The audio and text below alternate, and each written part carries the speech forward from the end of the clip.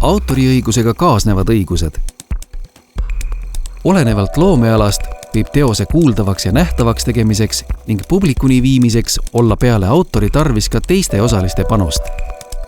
Need on näiteks esitajad, kes annavad muusika- või draamateosele oma interpretatsiooniga elu ning fonogrammi- ja filmitootjad, kelle eestvedamisel ja investeeringu toel luuakse esitusest esimene salvestis.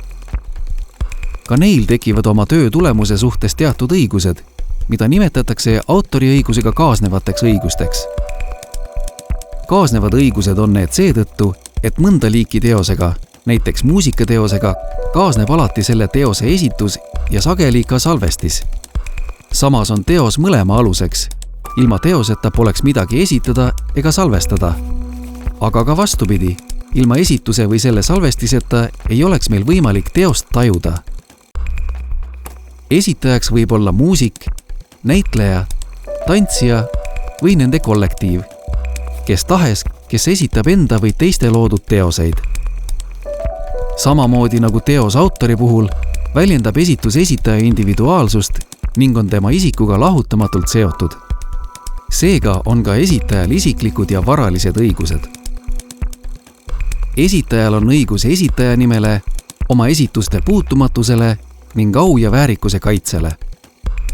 Esitajal on õigus nii lubada kui ka keelata oma esituse salvestamine või selle raadios ja televisioonis edastamine. Kui esitus on juba salvestatud, on esitajal õigus saada tasu selle salvestise kopeerimise, raadios ja televisioonis edastamise ning internetis kättesaadavaks tegemise eest.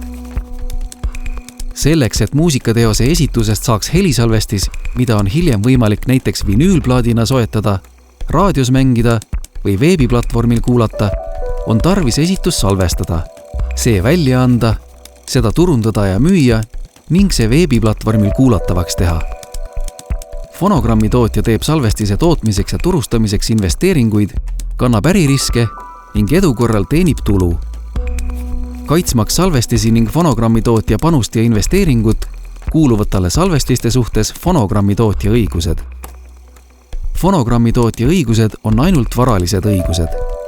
Need annavad fonogrammi tootjale muu hulgas õiguse salvestist kopeerida, levitada ja veebis kättesaadavaks teha. Kui seda soovib teha keegi teine, tuleb tal hankida fonogrammi tootjalt luba ning maksta ka tasu, isegi juhul, kui soovitakse kasutada vaid väikest kildu salvestisest ehk samplit. Luba tuleb tal saada nii autorilt kui ka fonogrammi tootjalt. Kokkuvõtteks.